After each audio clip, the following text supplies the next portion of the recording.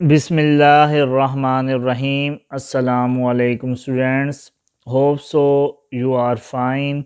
Today we are going to discuss the numerical problem of unit number 13 class 10th physics national book foundation जो board की तरफ से new book आई है उसका problem number 1 करते हैं।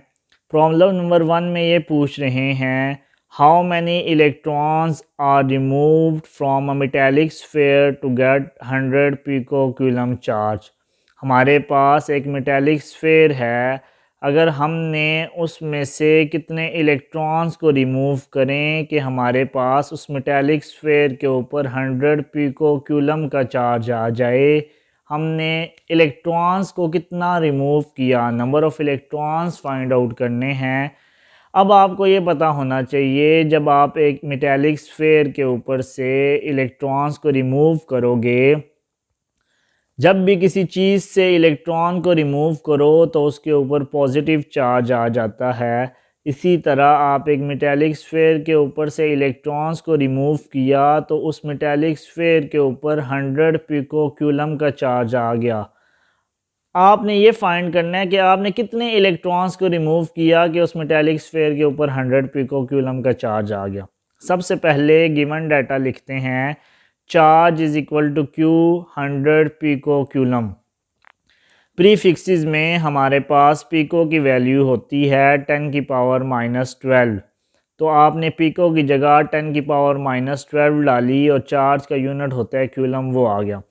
अब आपको ये भी पता होना चाहिए कि एक इलेक्ट्रॉन के ऊपर कितना चार्ज होता है, तो हमने लिखा चार्ज ऑन एन इलेक्ट्रॉन, ई से डिनोट किया 1.6 इंटू 10 की पावर -19 कूलम।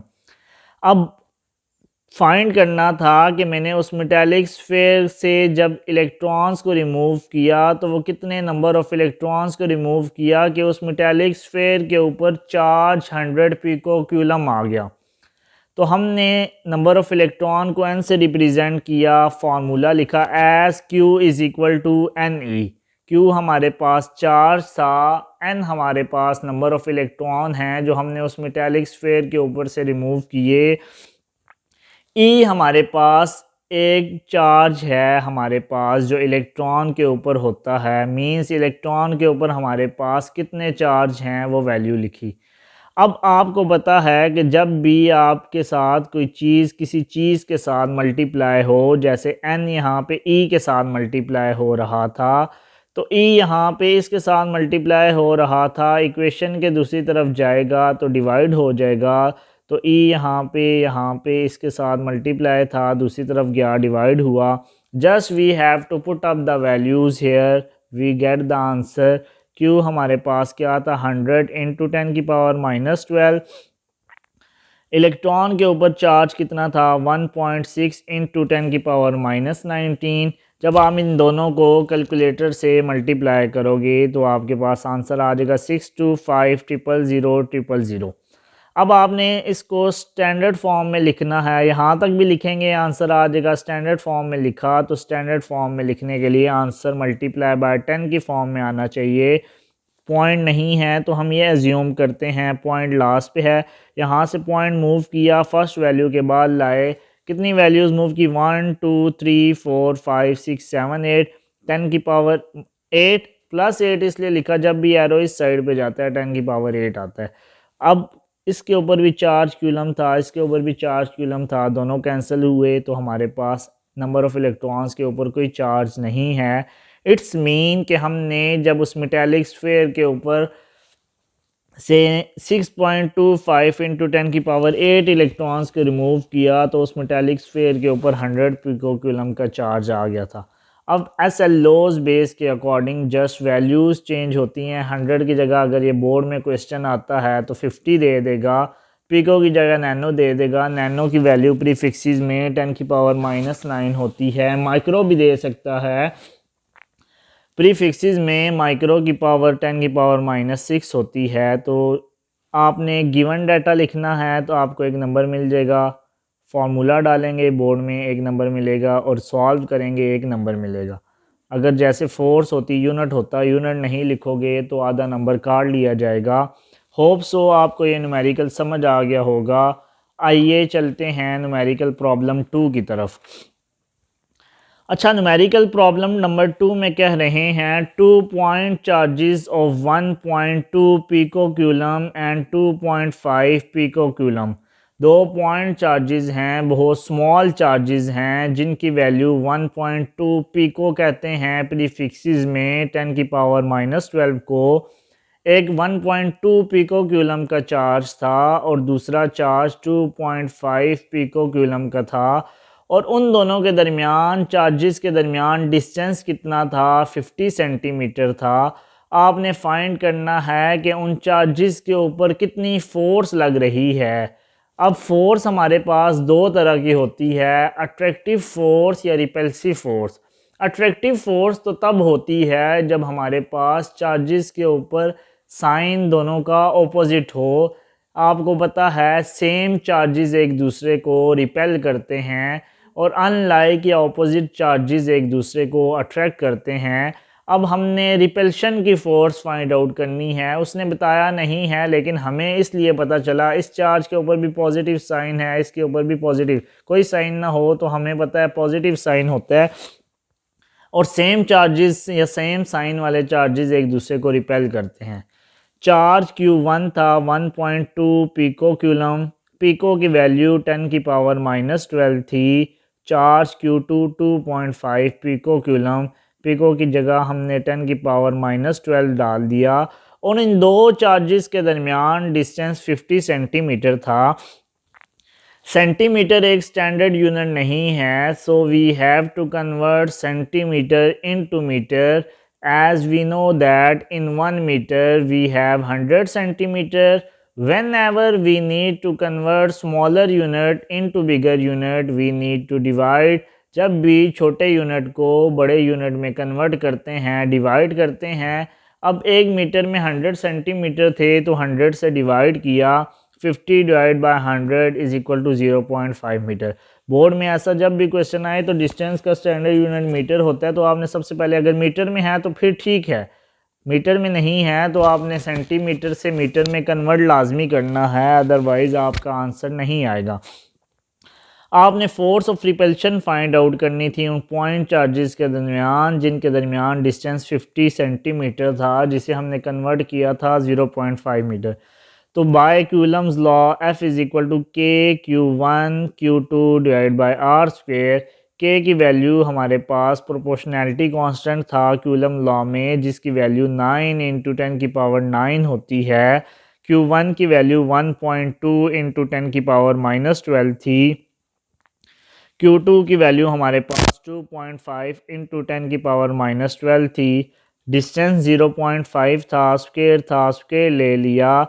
कैलकुलेटर से जब आपने ऊपर वाली वैल्यूज़ को मल्टीप्लाई किया ब्रैकेट्स लगा के, तो आंसर आया 2.7 इंटू 10 की पावर -14। 0.5 का स्क्वायर लिया तो 0.25 आ गया। दोनों वैल्यूज़ को डिवाइड किया तो आंसर आया 1.08 इंटू 10 की पावर -13।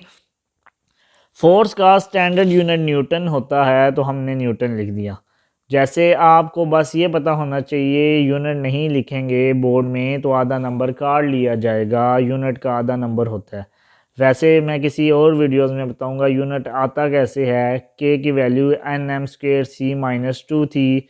चार्जेस हमारे पास क्या थे, चलें आपको इसी वीडियोस में बता देता हूँ। फिर के हमारे पास यूनिट में बता रहा हूँ कैसे न्यूटन आया। के होता है हमारे पास nm²c-2, के की हमारे पास यूनिट होता है।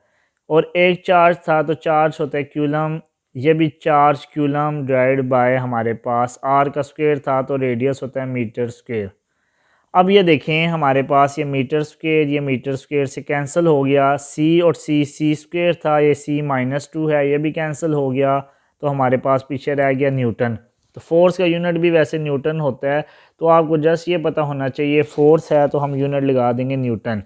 अब हम नेक्स्ट न्यूमेरिकल की तरफ चलते हैं, जो कि बड़ा इंपॉर्टेंट न्यूमेरिकल है नई बुक का, क्वेश्चन नंबर 3। अब क्वेश्चन नंबर 3 में कह रहे हैं force of repulsion between two identical point charges is 100 Newton. हमारे पास दो आइडेंटिकल पॉइंट चार्जेस थे। आइडेंटिकल का मतलब है कि चार्जेस सेम थे, सेम चार्जेस को आइडेंटिकल कहा जाता है। बोर्ड में जब भी क्वेश्चन आ जाए टू आइडेंटिकल चार्जेस, अगर एक का हमारे पास चार्जेस 100 कूलम है तो Q2 भी 100 होगा, क्योंकि आइडेंटिकल का वर्ड होता है सेम, दोनों के ऊपर सेम चार्ज है। अब कहते हैं दो चार्जेस हैं जिनके ऊपर सेम चार्ज है, सेम चार्जेस एक दूसरे को क्या करते हैं, रिपेल करते हैं, प्लस साइन होगा या माइनस होगा। अब हमारे पास उनके दरमियान फोर्स ऑफ रिपल्शन 100 न्यूटन है। कहते हैं उनके दरमियान डिस्टेंस 40 सेंटीमीटर था। अब कहते हैं अगर मैं उन चार्जेस के दरमियान डिस्टेंस को डबल कर दूं तो फोर्स ऑफ रिपल्शन कितनी होगी। तो आपको पता होना चाहिए कि हमने सबसे पहले फोर्स लिखी 100 न्यूटन, चार्जेस हमारे पास फाइंड आउट करने हैं। पहले केस में ये दो केसेस हैं, एक केस तो ये फोर्स 100 न्यूटन थी, चार्जेस आइडेंटिकल थे, डिस्टेंस 40 सेंटीमीटर था। आपने क्यूलम लॉ के फार्मूला लगा के सबसे पहले आपने वैल्यूज़ फाइंड करनी है चार्जेस की, ताकि जब चार्जेस की वैल्यूज़ आ जाएं तो आपने फिर नई फोर्स जब डिस्टेंस डबल किया तो यहाँ पे चार्जेस की ये वैल्यू जो आई थी लगा के, ताकि देखें फार्मूला तो तब वैलिड होता है जब के की वैल्यू भी पता होगी, Q1 Q2। मैंने Q स्क्वेयर इसलिए किया, आइडेंटिकल चार्जेस थे, आइडेंटिकल का मतलब है सेम। Q1 को भी Q के इक्वल किया, Q2 को भी Q के इक्वल किया, Q इंटू Q स्क्वेयर हो गया। अब देखें फार्मूले में Q की वैल्यू नहीं होती। अगर मैं डायरेक्ट यहाँ पे force of repulsion double distance double कर देता, फोर्स ऑफ रिपल्शन निकालता, तो Q हमारे पास चार्जेस की वैल्यू नहीं थी। फार्मूला तो तब वैलिड होता है जब सारी वैल्यूज़ हों, हम फार्मूला लगा के आंसर निकाल सकते हैं। तो सबसे पहले मैंने केस 1 यहाँ से लेके यहाँ तक का जो केस 1 था, वहाँ से Q1 की वैल्यू Q2 की वैल्यू निकाली, यहाँ पुट की, हमारे पास डिस्टेंस डबल किया, फोर्स ऑफ रिपल्शन भी आ गई। तो गिवन डाटा की तरफ चलते हैं। फोर्स 100 न्यूटन थी और उनके दरमियान डिस्टेंस 40 सेंटीमीटर था। पहले भी न्यूमेरिकल में बता चुका हूँ, सेंटीमीटर एक स्टैंडर्ड यूनिट नहीं है। हमने सेंटीमीटर को मीटर में कन्वर्ट किया है। एक मीटर में 100 सेंटीमीटर होते हैं। जब भी छोटे यूनिट को बड़े यूनिट में कन्वर्ट करते हैं तो डिवाइड करते हैं, 40 डिवाइड बाय 100 0.4 मीटर। अब हमने ये केस 1 के थ्रू Q1 Q2 की वैल्यू निकालनी है। जब आ जाएगी यहाँ वैल्यू डालेंगे, फोर्स भी आ जाएगी। अब फोर्स F बार से डिनोट किया, ये भी फोर्स थी, ये वो वाली फोर्स है जब डिस्टेंस डबल किया। डिस्टेंस डबल किया तो R पहले 0.4 था, डबल किया तो 0.4 इंटू 0.4 0.8, तो 2R कर दिया, 2 को 0.4 से किया 0.8 आ गया। अब फार्मूला क्यूलम लॉ का था, F is equal to K Q1 Q2 divide by R square. Q1 को किसके बराबर कर दिया, Q के, Q2 को भी Q के बराबर कर दिया, क्योंकि आइडेंटिकल चार्जेस थे, सेम चार्जेस। Q1 की जगह Q पुट किया, Q2 की जगह भी Q पुट किया, divide by R square. Q into Q square, के Q square divide by R square यहाँ लिख दिया। अब मैंने Q की वैल्यू निकालनी है, तो स्टेप बाय स्टेप करते हैं। Q को अलहदा करना है। जब भी मैथ या फिज़िक्स में किसी चीज़ की वैल्यू निकालनी होती है उसे अलहदा करें ताकि वैल्यूज़ जानना इजी हो। R स्क्वेयर यहाँ डिवाइड हो रहा था, दूसरी तरफ जाके मल्टीप्लाई हो गया, इज़ इक्वल टू के Q स्क्वेयर। Q की वैल्यू निकालनी थी तो K यहाँ पे मल्टीप्लाई था, दूसरी तरफ जाके डिवाइड हुआ। F की वैल्यू डाली 100, डिस्टेंस हमने पहले वाले केस का डालना है, 0.4 स्क्वेयर था, स्क्वेयर पुटअप कर दिया। के की वैल्यू हमने पिछले न्यूमेरिकल में भी पढ़ी थी, प्रोपोर्शनैलिटी कांस्टेंट 9 इंटू 10 की पावर 9। 0.4 का स्क्वेयर लिया, 0.16 मल्टीप्लाई बाय 100 किया, 16 आ गया। नीचे 9 इंटू 10 की पावर 9 थी। इन दोनों को जब डिवाइड किया आंसर आ गया कैलकुलेटर में 1.777 इंटू 10 की पावर -9। चार्जेस का यूनिट क्यूलम होता है, क्यूलम आर। अब आपके जहन में शायद क्वेश्चन आ रहा हो, क्यों की वैल्यू क्यों निकाली है Q स्क्वेयर। तो बेटा Q स्क्वेयर इसलिए निकाला, यहाँ वैल्यू डालो ताकि फोर्स जो रिपल्शन की डबल हुई डिस्टेंस के से, तो वो फोर्स हमने रिपल्शन की निकालनी थी जब डिस्टेंस डबल हुआ। अगर मैं डायरेक्ट फार्मूला डालता, Q की वैल्यू तो थी नहीं, Q स्क्वेयर इसलिए आया, आइडेंटिकल थे, ये मैंने आपको पहले बता दिया। तो Q निकाला ताकि यहाँ वैल्यूज़ डाल के आंसर आ जाए। के 9 इंटू 10 की पावर 9 Q1 Q2 था फार्मूले में, तो हमने क्यू स्क्वेयर इसलिए किया, आइडेंटिकल चार्जेस थे, दो चार्जेस थे, तो हमारे पास क्यू स्क्वेयर आ गया। ये क्यू की वैल्यू थी क्यू स्क्वेयर की, ये डाली, divide by R. Distance double वाला केस था तो मैंने डिस्टेंस डबल वाला डाला, 0.8 का स्क्वेयर, 0.8 का स्क्वेयर लिया, 0.64, ऊपर इन दोनों को मल्टीप्लाई किया, 16 आया, 16 डिवाइड बाय 0.64, आंसर आ गया 25 न्यूटन। फोर्स न्यूटन में होती है और मैंने पिछली वीडियो में डिटेल में बताया न्यूटन कैसे आया। होप सो आपको ये 3 न्यूमेरिकल समझ आ गए होंगे। अगर आपको कोई भी डिफ़िकल्टी हुई तो आप कमेंट बॉक्स में मेंशन कर सकते हैं। Thank you so much. अल्लाह हाफिज़।